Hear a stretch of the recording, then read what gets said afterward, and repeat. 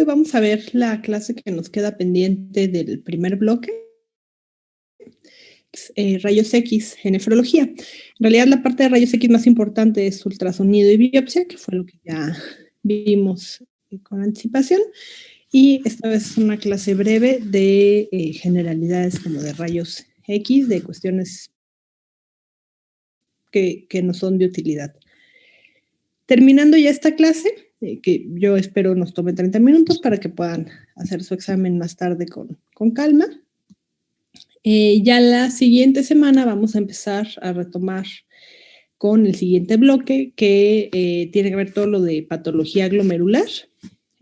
Ahí vamos a tardar básicamente casi todo el segundo bloque, más un poco de hipertensión. Bueno, entonces les voy a ir compartiendo la pantalla con la presentación de rayos X.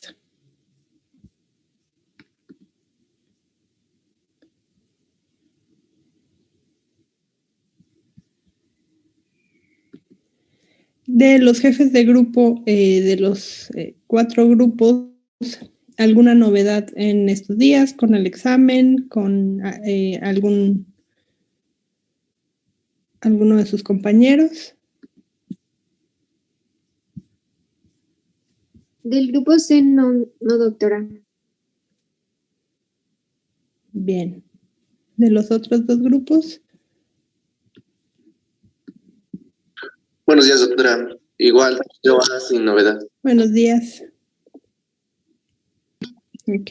Buen día, doctora. B y D. Del grupo B, sin novedad. Buenos días. Ok.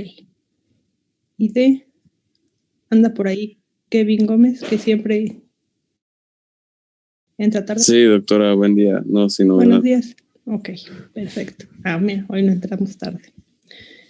Ok, entonces voy a empezar para que se puedan ir temprano a desayunar algo antes de sus exámenes. Normalmente si tienen solo programado un examen por día. Sí, doctora. Muy bien. Es lo normal. Perfecto. Ok, entonces con respecto a estudios radiológicos, el que más utilizamos siempre va a ser el ultrasonido renal porque nos da bastante información de inicio, siendo el menos invasivo. Existen otros estudios de radiología, venían en su temario, por ejemplo, radiografía de abdomen. ¿Qué me pueden decir? ¿Qué observan aquí? Esta vez asistencias como voluntario. ¿Qué observan de esta radiografía simple de abdomen? Voluntarios, no pasa nada si se equivocan. Bueno, tal vez en la de la izquierda, pues comienzan a ver pequeños puntos radiopacos en cada uno de los riñones, ¿no? Que, bueno, yo puedo pensar que son litos. Exactamente. Entonces, ya lo dijiste bien, vemos aquí presencia de litos. Paulina, ¿tú que ibas a participar del lado derecho? ¿Qué estamos observando? Bueno, en el lado derecho podemos encontrar que son como 2 bolitas que no pertenecen ahí, son radiopacas. En la parte de abajo pues ya dice que son cálculos. Exactamente. Y se encuentran en la parte de la vejiga. Exactamente. Entonces, algunas veces podemos algo de aire, por ejemplo. Si hubiera algo de aire, podríamos observar algo de aire. Podríamos observar litos, pero no todos los litos. No sé si ya vieron en urología. ¿Qué litos podemos observar?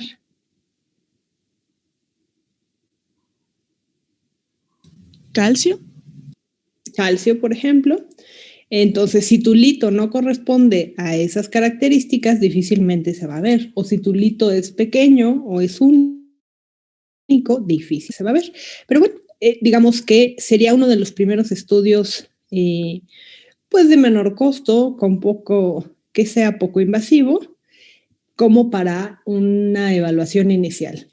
Fuera de estas situaciones, es difícil que veamos la silueta renal en una radiografía de abdomen. Entonces, ¿qué se observa? Ya lo mencionamos, que sean litos, deben ser de mayores de 3 milímetros. Aquí se puede decir un poco la localización anatómica, tamaño, posición, situación del riñón, detección y seguimiento de las calcificaciones de las vías urinarias, en algunas situaciones un poco la silueta renal, sobre todo si va con un poco de aire, cálculos radioopacos, como ya bien lo dijeron, entonces tienen que ser radioopacos, ¿ok? ¿Cuáles serían estos? Calcio y estrubita, que pudieran ser visibles, pero los cálculos radiolúcidos, que son los otros de cistina y dinavir, no se pueden ver.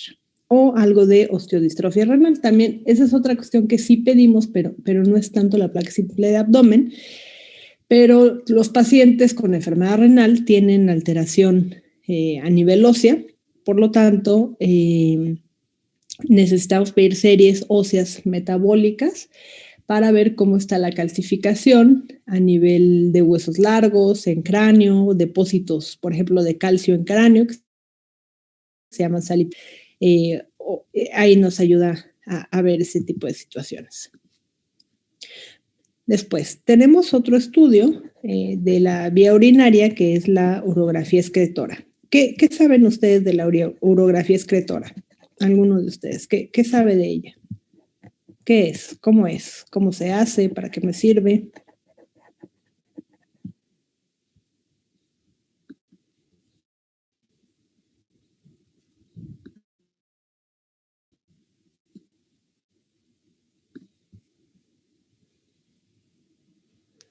A ver, voy a tomar la lista que está por aquí en el Zoom. Abraham Méndez, dime, ¿tú qué sabes de la urografía excretora? Sí, ¿me escucha, doctora? Sí, te escucho bien. Sí, buenos días. Buenos días. A ver si me escucha bien, ¿verdad? Sí, te escucho bien. Tengo entendido que es una técnica radial. También se le conoce, me parece, como pielograma. Exacto. Pues es más que nada, es un estudio radiográfico de las vías urinarias y que le permite ver al médico como tal, pues los riñones, la vejiga y en este caso los uréteres, me parece. ¿Cómo es que vemos los uréteres? Tienes toda la razón en lo que estás diciendo. ¿Qué característica tiene este estudio? ¿Qué utilizamos? Doctor, ¿es la que se conoce también como Urotac o es otra diferente esa? Esa es otra diferente, ahorita vamos a hablar de eso. Pero, digamos, pero utiliza la misma sustancia. ¿Qué se te ocurre? O alguien que le quiera apoyar, ¿qué se les ocurre que se Pues utilice? A lo mejor una sustancia de contraste, doctora. Exactamente. Entonces usamos medio de contraste. Sí. Muy bien. Gracias. Entonces, en la urografía excretora, que también ya lo dijo bien, tiene su urografía intravenosa, urografía excretora, pielografía intravenosa. Como su nombre lo dice, se utiliza un contraste. Se puede colocar de 2 vías, pero lo más común es que sea intravenoso o se puede colocar directamente para tinción como vía retrógrada de las vías urinarias. Y pues es la introducción de un medio de contraste yodado que se excreta por los riñones y lo que vamos a observar es precisamente este metabolismo del medio de contraste. Entonces, yo tomo mi placa simple, siempre, y tiene tiempos, ¿no? Entonces, tengo mi tiempo 0 con mi placa simple, pongo mi medio de contraste intravenoso y aquí ustedes lo que pueden ver en la imagen es cómo ya hay un poquito más de esta tinción del medio de contraste y cómo debe pasar por los riñones, después debe irse hacia los ureteros hasta llegar a la vejiga. Entonces, cuando tenemos algún punto donde el líquido no pasa adecuadamente, nos puede dar sitios de estenosis, sitio de obstrucción por un lito, hidronefrosis o cualquier otra anormalidad. Entonces, muestra una amplia variedad de lesiones del tracto urinario. Es un método relativamente sencillo, bien tolerado por los pacientes. La cantidad, lo malo es que requiere altas dosis de material de contraste. Por lo tanto, un paciente paciente, por ejemplo, con una renal o con una creatinina muy limítrofe, no sería buen candidato para este tipo de estudios. Requiere una hidratación previa del paciente y un estado de normotensión. Las indicaciones para este estudio podrían ser la presencia de hematuria microscópica, por ejemplo, que estemos sospechando en que haya un lito, en que hay alguna normalidad renal, un cólico renal, sobre todo por la cuestión de litiasis, en las bibliografías que en caso de disuria, para ver si tenemos alguna complicación asociada a los procesos infecciosos que nos esté dando recurrencia, o que yo tenga datos de alguna tumoración abdominal que yo sospeche que es del riñón. Con la técnica estándar, bueno, entonces antes de pasar el medio de contraste, hago un estudio simple abdominal para evitar enmascarar imágenes calcificadas y se van haciendo radiografías a intervalos cronometrados después de la inyección. Entonces aquí tienen la imagen de un riñón con su medio de contraste, entonces fase 0, y después van haciendo sus fases, la inicial de llenado y la de liberación de la sustancia de medio de contraste, y es ahí donde pueden ver también, por ejemplo, si está retardado el medio de contraste. Entonces aquí ven ambos riñones, ureteros, vejiga. Se toman proyecciones antero-posterior, lateral o oblicua para determinar la posición exacta de la calcificación. Ahora, un contra de esto es que ustedes creen... Doctora, una pregunta. Dime, Carla. En la imagen anterior, del lado izquierdo, si no me equivoco, como que se pierde un poquito, ¿no? Bueno, de imagen derecha. Uh-huh. Ajá. ¿Ahí eso es mal? Exacto. Necesitaríamos ver las otras, la secuencia. De entrada, tienes toda la razón. Yo podría decir, aquí existe una zona en donde el medio de contraste no está pasando. Pero para pensar en una obstrucción como grave, no pasaría. O sea, yo no vería este trayecto de acá. Entonces, obstrucción grave no es. La otra es que debería de ver como algo de hidronefrosis si esta obstrucción estuviera importante. Y esta imagen no muestra hidronefrosis. Creo que más adelante les pongo una con hidronefrosis en donde se observa realmente una dilatación. Por lo tanto, ¿yo qué pensaría? Que esta ausencia de medio de contraste aquí es simplemente pues como un paso un poco retardado, o sea que empezó a pasar y de pronto se detuvo un poco, o que existe quizás una obstrucción de pequeño calibre, pero buena observación.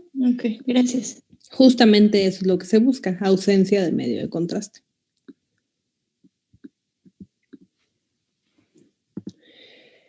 Entonces, bueno, con algunas modificaciones de la técnica de esta misma variante, la tomografía radiográfica o lineal, que nos va a permitir, nos permite reconocer las estructuras renales que de una u otra manera van a aparecer oscuras en la radiografía por las renales, entonces eso sería de utilidad, dado que en la radiografía simple vería algunas estructuras negras, o la fluoroscopía de intensificación de imagen para estudiar las dinámicas de las vías urinarias. Entonces esta más bien me sirve para ver el proceso de eliminación de manera dinámica.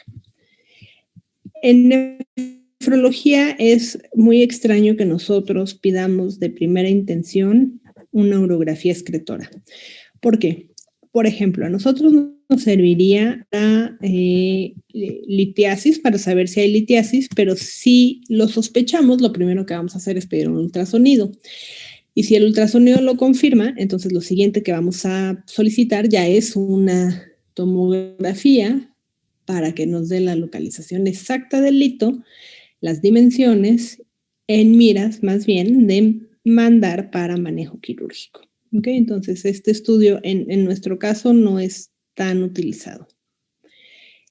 Las plaquetas nos van a mostrar la imagen típica de un nefrograma denso, que es lo que vimos en la anterior, para ver un poco mejor los contornos renales. Aquí tienen ejemplos de patología. Por ejemplo, aquí, esto es lo que se ve como hidronefrosis. Entonces, la imagen es bastante diferente a como veíamos en las previas. Se empieza a teñir la silueta renal, el interior, cálices, pirámides y pelvis renal. Y si se fijan aquí, se observa un lito que me está generando una obstrucción. Este lito lo refieren como de 11x7 milímetros y bueno, se reflejan en tercios. Cuando vamos a decir en dónde está la localización, es tercio inferior, tercio medio, tercio superior. ¿Okay? Entonces aquí hay un lito uréter izquierdo. En la imagen derecha, lo que podemos ver es ambas tinciones, pero si se fijan, aquí habla de un retraso en la eliminación. Aquí ya empezamos a ver el medio de contraste eliminado por el riñón derecho. Sin embargo, de este otro lado, todavía tenemos el medio de contraste que no ha podido ser eliminado en ninguna parte del trayecto, porque observa, a diferencia de este, por ejemplo, sí puede haber algo de paso, pero está disminuido. Y aquí no hay paso en lo absoluto. ¿Okay? Entonces, por ejemplo, en esos casos tenemos una obstrucción, no forzosamente por litos, sino, no lo sé, una tumoración abdominal que está generando compresión del uretero y eso hace que no nos permita pasar el líquido. Y dado las características de la imagen, pues así no vamos a ver la tumoración. Ahí necesitamos solicitar una tomografía para buscarla. Entonces vemos aquí otra imagen. Aquí fases la placa simple de abdomen. Se introduce el medio de contraste de forma intravenosa y vemos la primera fase en donde empieza la tinción de ambos riñones, el izquierdo con un poco más de retraso que el derecho. Bien, el siguiente estudio, este sí es bastante utilizado, es la tomografía renal, o en particular la urotomografía. Se utiliza para la tomografía. Acuérdense que cuando hablamos del ultrasonido, les mencioné ecogenicidades. Entonces, que si se veía más blanco es hiperecogénico, si se veía más negro es hipoecogénico, y si estaba como en coloración normal al hígado, le decíamos isoecogénico. Bueno, la tomografía no va a hablar de ecogenicidades, pero va a hablar de densidades. Entonces, cuando se refieran a una tomografía de blanco o negro, tienen que decir que está denso, de hiperdenso, hipodenso, isodenso. ¿Okay? En la tomografía, menos 1000 unidades Hounsfield es aire, se ve negro, sería hipodenso. 0 equivaldría al agua, que teóricamente es como el punto neutro, y 1000, que se ve más blanco, unidades Hounsfield, es el hueso, y se ve hiperdenso. ¿Okay? Más o menos en promedio, estas son las densidades, las unidades Hounsfield de cada riñón tiene 30 unidades Hounsfield. Nos sirve para ver tumoraciones renales, por ejemplo, algunos patrones importantes de tumores de renales. Tenemos el de células claras o el carcinoma papilar. El de células claras da mayor realce, tiene más unidades Hounsfield, y el carcinoma papilar es hipovascular y tiene más bien un realce periférico. Este nos va a servir a diferenciar estos realces acorde al medio de contraste para ver subtipos histológicos en los tumores renales y sobre todo para ver tamaño, contorno, vascularidad y calcificaciones. La tomografía ya nos va a decir si tenemos una calcificación, en dónde y la medida exacta. Entonces, lo que ya hemos dicho, hipodenso se ve negro, isodenso es gris oscuro, hiperdenso es blanco, y puedo tener reforzamiento la tomografía con contraste y sin contraste. Y cuando pongo contraste puedo tener reforzamiento, sin reforzamiento, leve, moderado o intenso. ¿Okay? ¿Qué significa reforzamiento? Que el medio de contraste lo absorbió más, como en el caso de los tumores renales. Algunos refuerzan más porque lo absorben más.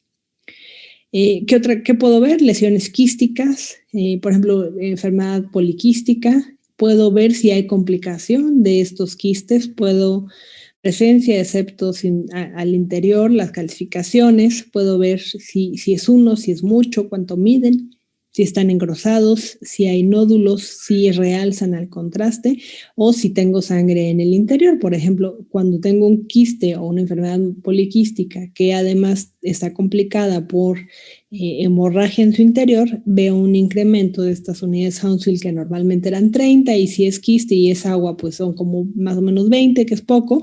Al ser sangre, realzan. Entonces, es un estudio de gran utilidad para ver las características de los quistes, para ver las características de los tumores, para ver si tengo litos y su localización. Okay, entonces, este estudio sí nos es de bastante utilidad. Si yo solo estoy buscando litiasis renal a secas, sí podría pedir un estudio simple, si en un paciente, una tomografía simple, en un paciente con daño renal. Ok, esto tiene riesgos y desventajas. ¿Cuáles son? Pues es un coste un poco más alto de adquisición, instalación, operación y mantenimiento, no en todos lados lo van a tener a la mano. Necesita una preparación preliminar del paciente y mucho más si le voy a poner medio de contraste y hay algo de daño renal, necesitaré hidratación intravenosa y son equipos fijos. El paciente debe ir al lugar. Las ventajas, acuérdense que cuando hablamos de ultrasonido, un cesante era la presencia de obesidad que no nos permitiera ver adecuadamente. Entonces aquí no hay problema. Se puede ver cualquier cosa independiente del índice de masa corporal del paciente, independiente del contenido del tubo gastrointestinal. Si hay aire, si no hay aire, yo voy a poder ver sin problema la estructura que deseo ver. Es una buena demostración anatómica con puntos de referencia visualizados claramente, que es lo que decíamos, que se ve realmente muy bien. Es un examen rápido, detallado del espectroperitoneal y cavidad peritoneal. Permite hacer distinción de todas estas diferentes densidades de las que hablamos, y lo cual en el ultrasonido no se puede ver. Y aquí puedo ver una demostración vascular. Entonces aquí ven esta imagen de una tumoración renal. Aquí, aquí no lo puse, pero en la otra se veía la comparación, esta la tiene el Johnson, del ultrasonido, de cómo se ve esta misma tumoración en ultrasonido. Entonces pasan a la tomografía, el paciente está acostado, por lo tanto la cabeza está para allá y los pies para acá. Entonces estamos hablando del riñón izquierdo y que se puede delimitar aquí, donde pongo la flecha, y tiene una tumoración muy bien delimitada en el polo inferior, lo que corresponde a un tumor renal, un carcinoma de células renales. Aquí vemos el otro riñón del lado derecho. Este se ve sin alteraciones aparentes. ¿Okay? Pues vértebras, musculatura, toda la parte intestinal. Aquí vemos, bueno, a ver, aquí no está descrito. ¿Quién me quiere decir qué es lo que se observa?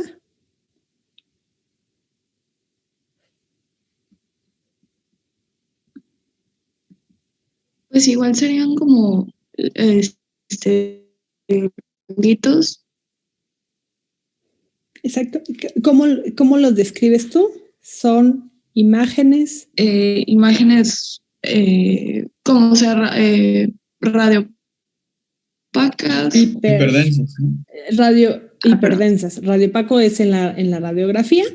Entonces, aquí son hiperdensas. ¿Okay? Entonces, observamos múltiples imágenes hiperdensas. En rayos X, en general, van a tener que hacer eso. Primero, describir tal cual lo que ven y ya después dar una impresión diagnóstica. Entonces, se observan múltiples imágenes hiperdensas. No tenemos aquí forma de medirlo cuando les hacen los estudios. Y los sistemas de rayos X, en general ahí tenemos formas nosotros de medir una por una y normalmente nos dan el reporte. Entonces tenemos múltiples imágenes hiperdensas en el riñón derecho generando una deformación de la silueta y el contorno renal, y también imágenes hiperdensas en el riñón izquierdo, que este es su tamaño. ¿Okay? Este se ve sensiblemente más pequeño. Habrá que revisar las mediciones. ¿Okay? Por ejemplo, vemos la aorta y también está calcificada, por lo tanto se ve aquí hiperdenso, que es similar al hueso, que es esto blanco. Entonces, con una impresión diagnóstica sugestiva de litiasis renal bilateral. ¿Okay? Esto que ven acá, por ejemplo, es aire, es el intestino y hay aire. ¿Okay? Aquí es la imagen de una tomografía contrastada, en donde empezó como el caso clínico de una pielonefritis aguda, y aquí ya vemos la imagen de un absceso renal. Entonces, este es el riñón izquierdo, este aquí es el riñón derecho, que ha perdido por completo la forma, y lo que pusieron fue medio de contraste, en donde se observa que no hay realce con el absceso renal, que en realidad no tendría por qué haber realce, no está vascularizado. Son procesos. Aquí tenemos un absceso renal. Entonces, esa parte del contraste, cuando queremos saber las características de la tumoración, es muy útil. ¿Okay? El contraste pues tiene la fase corticomedular, la fase excretora, me muestra infartos renales, por ejemplo. Sin contraste puedo ver depósitos de calcio, puedo ver hemorragia, puedo ver litiasis renal y tejido perinéfrico. ¿Cuál sería uno de las limitaciones de poner contraste? Que está contraindicada la colocación del contraste con menores de 30 por el alto riesgo de nefropatía por medio de contraste. Cuando tenemos un filtrado de 30 a 60 se tiene que hacer con precaución. Los libros hablan de hidratación intravenosa y N-acetilcisteína. Los artículos ya más bien refieren que la N-acetilcisteína la verdad es que no sirve, no es como necesario ponerlo, pero sí hidratación, tiene que ser hidratación intravenosa 48 horas antes y 48 horas después. Vía oral no me es de utilidad. Es sensible a artefálicos, es difícil en pacientes que cooperan poco, en niños o que tienen apoyo mecánico ventilatorio. No sé si han acompañado o han visto cuando metemos a algún paciente a resonancia o a tomografía y que está intubado, es complicado, tienen que entrar al médico, ambucear, entrar con él para que le tomen la imagen, es un poco más difícil. Entonces aquí vemos la excreción con medio de contraste, vemos algunos cálculos, y otra cosa que nos puede hacer la tomografía es ver la cuestión de la vasculatura. Esto se utiliza muchísimo, la solicitud de una tomografía en forma de angiograma tridimensional para el paciente que va a donar un riñón. Entonces, es un protocolo que se pide siempre, una angio-urotomografía renal, para evaluar la vasculatura renal y saber cómo van a entrar ellos a la cirugía. Sobre todo hay muchos que tienen anormalidades anatómicas con doble, no entran a nivel central si no tienen la vasculatura más hacia un polo, entonces para que quirúrgicamente sepan bien con qué se van a enfrentar. Son reconstrucciones tridimensionales de las tomografías para ver vasculatura. Estas se ven muy bonitas, se ven muy exactas, y su utilidad principal en nefrología es la preparación del candidato a donación. Resonancia magnética, aquí vemos la resonancia magnética, aquí vemos una imagen que nos habla de una tumoración intrarrenal. ¿Qué tiene de ventaja la resonancia magnética? Que es similar a la tomografía en términos de exactitud, alta resolución, buena representación de los sistemas colectores.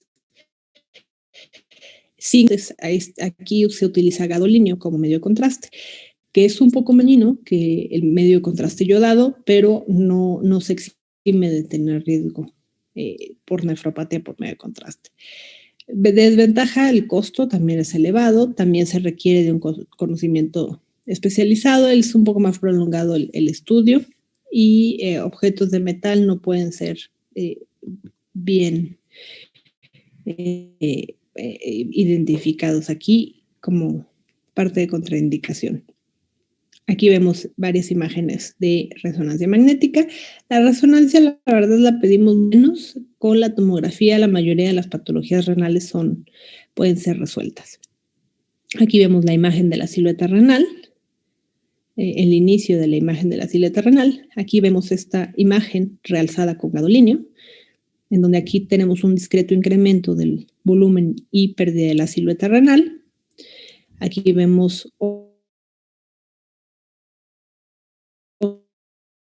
otros ejemplos que en la tomografía, pero la mayoría de las patologías podemos observarlas desde la tomografía. Bien, venografía renal, ¿cuál sería la utilidad? Evaluación de las venas renales y gonadales, trombosis venosa, toma de muestra de renina de la vena renal. Cuando veamos hipertensión secundaria, uno de los estudios que se pudiera llegar a hacer es tomar renina, pero de la desembocadura de las venas renales. Casi no se hace, pero es un estudio descrito. Esta venografía es reemplazada por ultrasonido Doppler y la tomografía contrastada, que son mucho menos invasivos. La arteriografía renal es de utilidad sobre todo cuando queremos hacer como procedimiento. Es una intervención terapéutica para embolectomía, angioplastía, stent. Es entrar a la arteria renal. Entonces, si está estenosada, podemos quitar esa estenosis con esta técnica. Nos sirve para diagnóstico angiográfico, arteria renal, caso de estenosis, estudio de hipertensión secundaria, estudio de vasculitis, detección de infartos renales. Utiliza mucho medio de contraste, entonces es de los estudios que más nefropatía por medio de contraste hacen o émbolos de colesterol como complicaciones. Aquí vemos esta imagen, es el mismo paciente. En la imagen A vemos el sitio de estenosis de la arteria renal y en la imagen B vemos este mismo sitio, pero ya sin estenosis, por lo tanto, angioplastía. Es lo mismo que con las coronarias. ¿Okay? Y por último, el estudio de medicina nuclear, que es el gamagrama renal o también conocido como centelograma renal. Este sí lo utilizamos bastante, nos ayuda sobre todo para ver función, más que imagen es función renal, qué tanto filtra, cómo está el flujo sanguíneo, para ver diagnóstico de enfermedades. Hay como muchas dudas con la cuestión de la exactitud del filtrado y es fundamental solicitarlo. Y en los pacientes que van a ser donadores renales, se les hace de cajón este estudio para saber qué riñón es el que vamos a donar. Recuérdense que mencionamos que le vamos a dar el riñón que tenga menos filtrado para que el paciente se quede con el que tiene más filtrado. Entonces, así es como sabemos qué riñón vamos a utilizar. ¿Qué evalúa? Evalúa función renal, anatomía renal, modalidades de diagnóstico especializado en hipertensión secundaria, por ejemplo, con captopril, es un gamagrama con captopril, nos ayuda a ver si existe una estenosis renal que modifica el filtrado glomerular.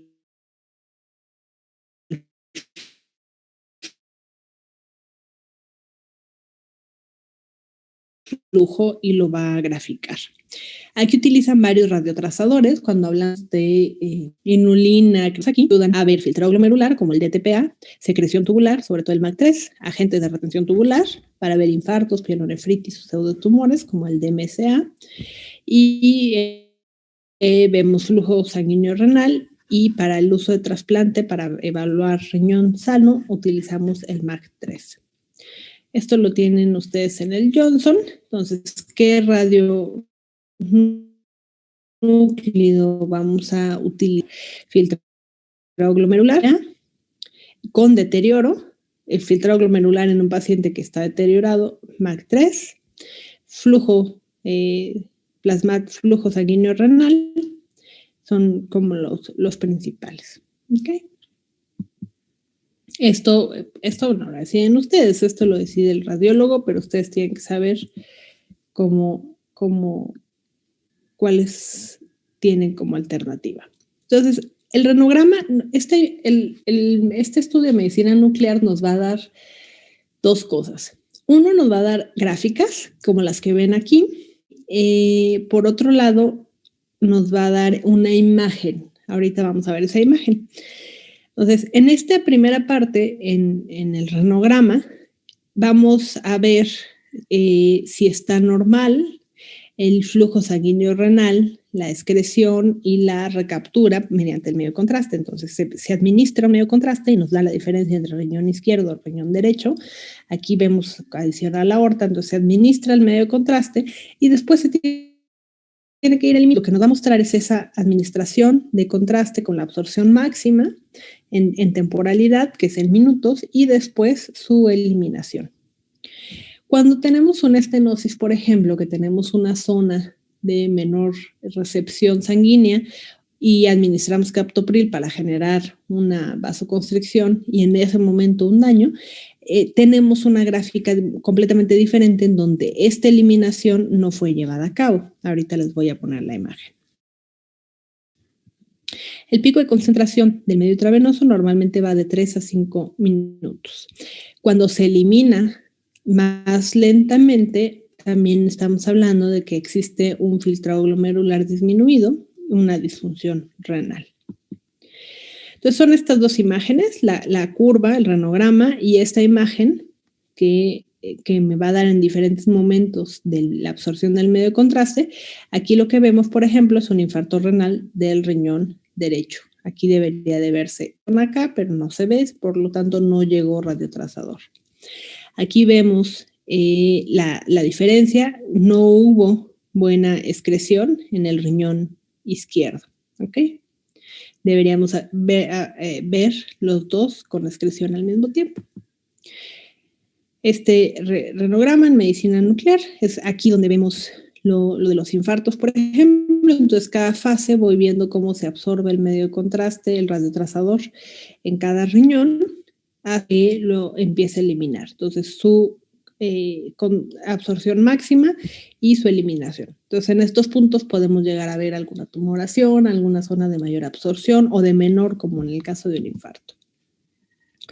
Aquí vienen un poco de los radiotrazadores que más utilizamos, el MAC3, que es de elección en los estudios renales dinámicos, que se utiliza en niños menores de 1 año, pacientes trasplantados, pacientes con algún grado de daño renal, evaluación de hipertensión vascular.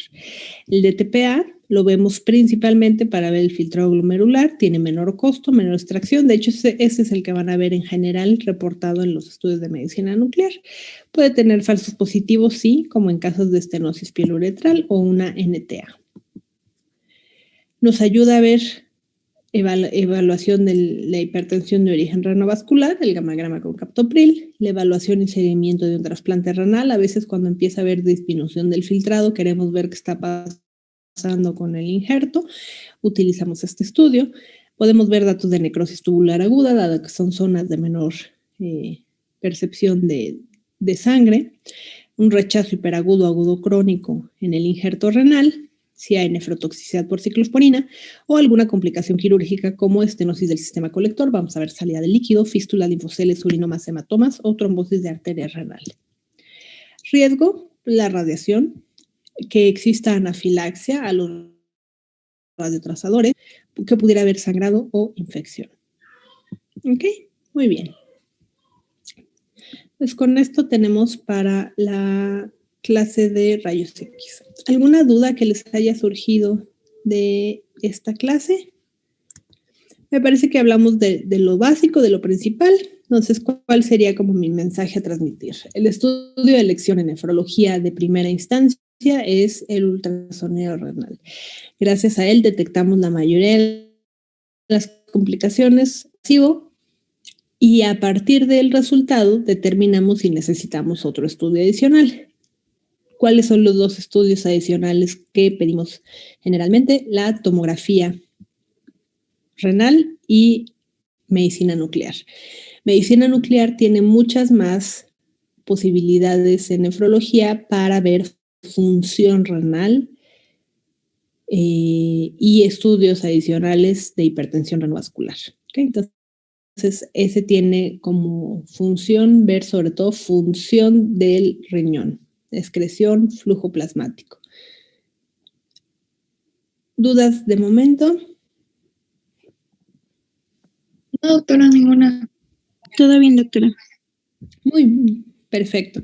Entonces, este tema no va a ser preguntado en el segundo bloque, era nada más dado que desee, para que dejáramos el temario cerrado de esta primera parte.